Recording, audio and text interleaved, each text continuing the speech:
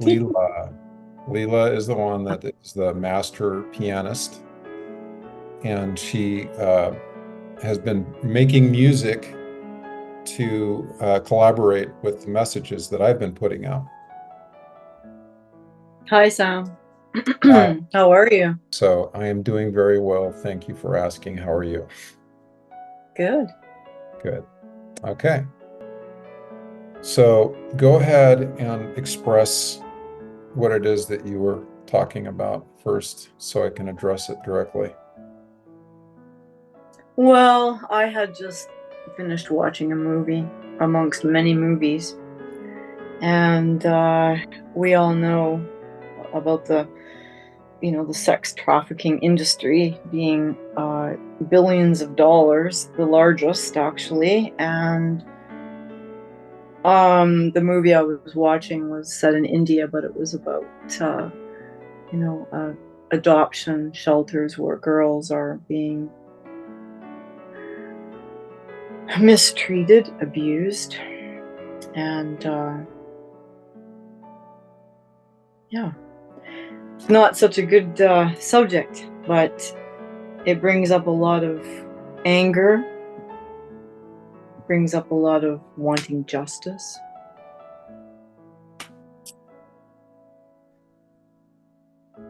So, what are your thoughts? I I understand how that brings out anger, brings up these feelings that we have whenever we see things that seem to be unfair, and it invokes whatever it is within us that we see it, we react in that way. So I was talking to you about this earlier, and I've come through and a situation. I incarnated this time, this life, in a situation where I was in a very abusive situation when I was a child. So I'll express or explain a little bit about that first, so Mm-hmm. so it can give you a backdrop of where I'm coming from whenever I say what I say. I have been through a sexually abusive childhood. I've been through a very Mm-hmm. physically abusive childhood. And I was in foster homes till I was 7. And even in the foster homes, there was abuse, but not sexual abuse. But when I went back to live with my dad, from the time that I was 7 until I ran away from home at when I turned 15, I was sexually abused during that period of time. And he was very, very physically and mentally abusive in the family. And he sexually abused, all of my sisters and my older brother and me. And so my older brother committed suicide later in life. And so going through that process, I was the only one really that stood up to my dad and just said, I don't want to do this anymore. And I didn't care if I died at a certain point. I wasn't going to allow that, I wasn't going to partake in those energies anymore. I made a choice not to. And so I went through a process later in my life where I learned to forgive my father. It took me 15 years to forgive him. And it took a long time because um, I didn't understand the process. I was just listening to the Holy Spirit that said, forgive your father every day. And every day I would think, this is impossible. And why should I forgive him? And I was the victim. He was the perpetrator. Why would I ever forgive somebody that did such things? And so through that process, I learned that in truth, might not make sense to some people, but in truth, I was only forgiving myself. And you might ask why. How is it that I could only be forgiving myself?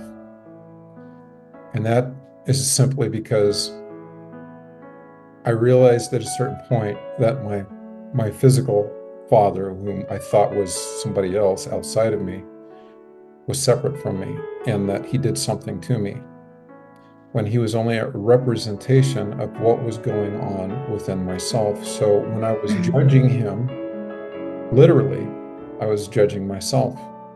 So I had to forgive myself for that judgment upon myself. And the only way that I could heal that was to feel those feelings that were coming up over and over and over. And they were very intense. And I had a lot of anger and hatred. And I thought I needed to go out and kill people. So I joined the army. That's why I joined the army, by the way. Oh, I see. So angry. And I thought if Okay. there was a way for me to go out there and kill the bad guys, then I could make this happen. So I approached it from that point until I started to realize, until the Holy Spirit was able to awaken me to the point where I realized that it's not happening with outside of me. So anytime we see things that are happening in this world, one of the deepest understandings that we can come to is that these things are happening within our own field of energy that we think we're separate is an illusion. We're not separate from these things. So when we judge them, whenever we put these energies, these lower vibrational energies called judgment and fear and anger and hatred towards something that somebody else that we think is outside of us, we're literally giving that more energy, more negative energy into this world and making it worse. We're not making it better. Justice is only another word for judgment. Okay, it's not real. Judgment isn't real. Why? Because our God, our Father, Mother, has judged none of us. If there was ever a time that our Creator would ever judge us, we would cease to exist. Because we've all made choices to separate ourselves from God, and we play in the illusion of separation, but it's never been real. We've always been within our Creator's energy of love, because we are love, and that's what we're made out of. So all of the things that we think are not love are manufactured illusions. And it takes a while to get that, I understand.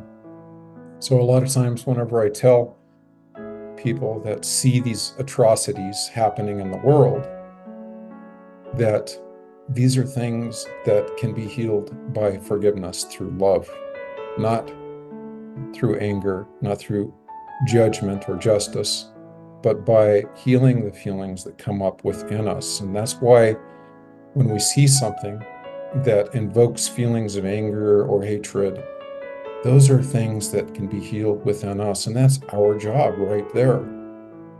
And when we practice doing that over and over, we get very good at it, and it becomes something that happens very quickly, very quickly. So whenever you're in a real world circumstance and you're so used to listening to your higher self, as you know, you asked, what would you do in a certain circumstance? Well, you don't really have to worry about it if you're used to listening to your higher self, because you don't know your ego, or the part of you that does want to fear and be in judgment, doesn't know what to do until the circumstance happens. And once it has given up its so-called once it's willing to allow the higher self to show it what to do and becomes used to that over and over, then you'll automatically listen to your higher self in every circumstance, and you won't have to figure it out. Figuring it out, when you stop and you think, oh, what do I do here? Letting go of the idea that we know what to do and allowing our higher self to flow through us is always for the betterment of all of our brothers and sisters. But it starts with us. It starts with healing those feelings that come up within us. So, a lot of times whenever I say there's no victims in this world and I'm talking to somebody, it triggers this anger, because how could there not be victims? In order for there to be victims, our Creator would have to be a victim, because we're created in our the image of our father, of our mother, our creator, the source. We are all created in that image, which is love. And our creator has never been a victim. So the idea of victimhood is something that we chose to experience. It doesn't make it real. It's sure enough real in the sense that we feel all of the energies that come from those choices. However, it's not the reality of who we are. So whenever we let go of the idea that these are realities and that they're only choices, that we want to experience this, we want to experience some anger and some frustration towards the bad guys, quote unquote, then we can realize that those energies are inside of us, and the only way to heal them is to bring the light of love that we are into those energies. The light of love.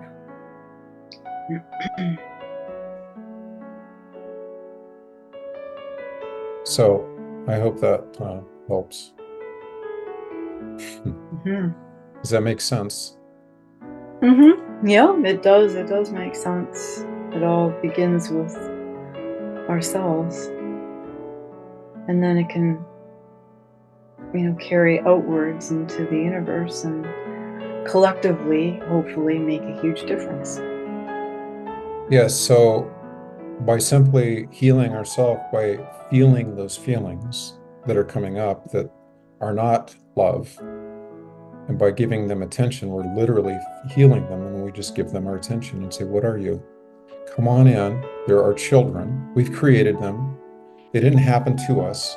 We literally created them. Come on in, come back home, and allow them to come in and be healed by the light of love that we are now and always. Mm-hmm. And there'll be more and more and more because it doesn't stop. Well, there is an end. There's the feelings that we have to deal with our feelings all the time. So it's ongoing. Whenever we get triggered, we always are doing, always feeling our feelings and healing them, hopefully. We get better at it as we practice it, though. So we have to keep practicing it. Whenever we practice doing it, then the healing process literally can happen in a fraction of a second. Whenever sometimes in the beginning it takes days to heal something. And we have to trace it right back too. We have to trace it right back to our earliest memory. No, and that's also the way. That's something that you can do, but it's not required, because if you can think of it, it's literally right here. It's in the present. So trying to go back in the past is something that will naturally happen once you start the healing process. If there's anything that you can think of that makes you feel uncomfortable, and that seems to be something that's long ago, it'll naturally come up. The Holy Spirit will bring everything up for you. You don't have to go and dig into it. You literally practice healing the smaller things right now in front of you. And then whenever the Holy Spirit brings up something deeper, then you have your practice. A lot of times I've taken people back through this process called, it's turning the mind upon itself, and taking them way back into their childhood and their experiences, and a lot of really difficult feelings would come up for them, and they would begin crying and going through a lot of emotions, which is healing, yes. However, it's very traumatic also. So I encourage everyone to practice what the Holy Spirit is bringing up now, not try to dig into the past, because whenever you learn to heal what's present within you now, the Holy Spirit knows how to give you what you need to heal at the time, and you become very good at it just by doing it. Just the little things that come up in your daily life and bringing attention to that, which is your light. And as you get better at it, then the deeper, darker things will come up, and you'll know what to do, and you won't go into trauma. Taking somebody back into a traumatic experience in their life isn't always the best thing for them. And that took me a while to figure out, but it's just listening to the Holy Spirit. That's all it is. There's no secrets to this. So anyway, it says we're running out of time, but I don't know what that means right now. Oh, okay. I guess, I don't know, is there anything else? Oh, there's probably 1,000,000,000 things, but that's okay. This is just preliminary, and yeah, no, it's great to talk to you and to listen, and hopefully we'll pick a beautiful piece of music maybe to go Yes, with it. Yeah. we're all in this together. There's no separation. And that goes with No separation. yeah, There's that no goes with separation. everything you can feel, everything you see, every movie you watch. It's not separate. The guy that, or the person that goes out and does some horrendous evil things are all aspects of us, and we're aspects of them. So as we choose to heal ourselves, we're literally healing those other aspects that have chosen to go into the depths of depravity. So yes, only love can heal. Only love. And from my perspective, I can say these things because I've come into this world and I've chosen to come in through this very abusive environment. So I can say, yes, I've been there, I understand. And it is possible to heal it, but only through love, not through judgment and not through justice, but only love. Only love heals. And that starts within. Okay? Namaste. Namaste. I love you. Namaste. Thank you. Thank you very much. Thank you very much.